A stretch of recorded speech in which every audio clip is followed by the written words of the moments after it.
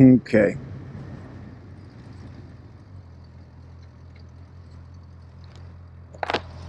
So,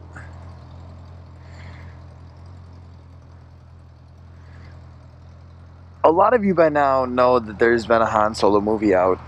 I have still yet to see it, but from what I've heard, it's not too bad of a movie. The one thing that a lot of critics have said about it, though, is that at this stage of the game, Disney is kind of, how do you put it, beating a dead horse. Basically, best way to say it. Um,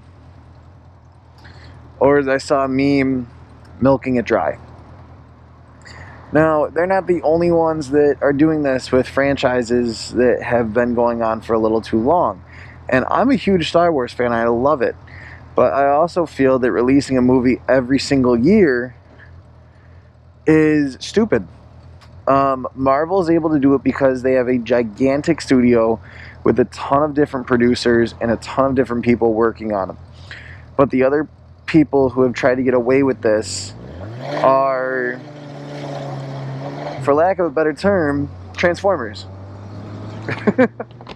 They're trying to transform their product into something that it's not, which is a long thought out franchise.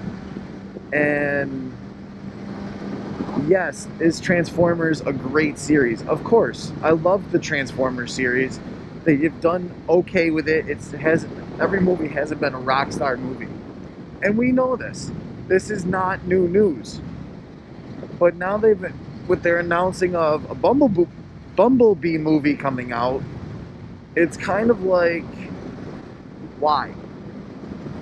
Why do we need to know the story of Bumblebee? Those movies were great when I was a kid. They came out when I was in my teens. I loved them. They had a great storyline behind them. And then they just kind of like tapered off, and then they came back, and it was like, okay, this is a great way to end it. Now you want to do a prequel to Bumblebee? Like, no. Sorry, I had to turn off my CNET because it keeps saying intercom failed. I'm not even trying to hook up to the intercom. I don't understand that. But anyways, case in point, Fast and Furious, amazing franchise. Absolutely wonderful, has never had a bad movie. Some people could say Tokyo Drift wasn't great, but if you put it in order with when it's supposed to happen, it makes sense finally. And if you understand the way the franchises work, you're good to go. Tokyo Drift was a way to set up the rest of the world that was about to happen, and they realized that this was going to be a big thing. Did a phenomenal job as a franchise. I absolutely loved it. I hated when Paul Walker passed away. It sucked. But now they want to take it and do another movie, but they're not going to stay with the same kind of storyline. They're now going to do a spin-off movie.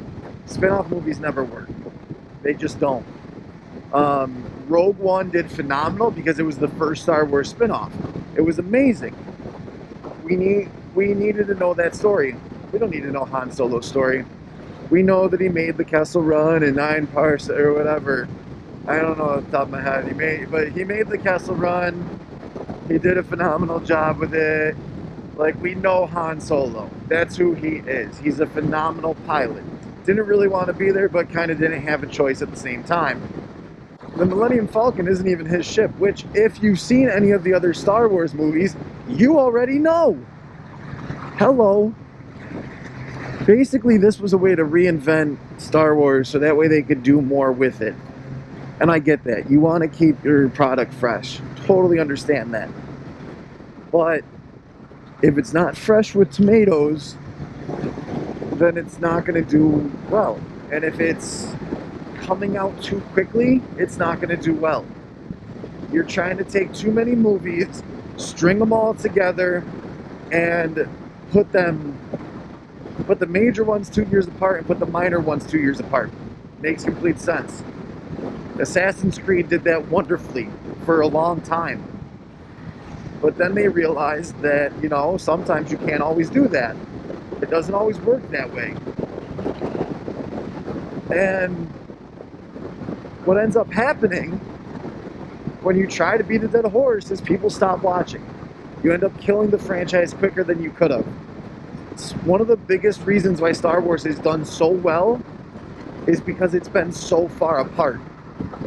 Because Episode 7 was 30 years after Episode 6.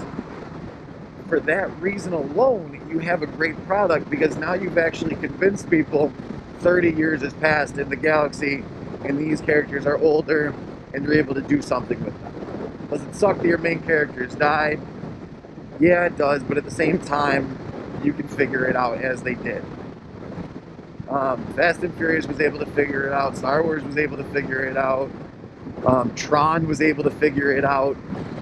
A lot of people have said that Avengers has a lot of plot holes. Okay, you know what? They're phenomenal movies. You know? The plot holes aren't big enough to really make it horrible.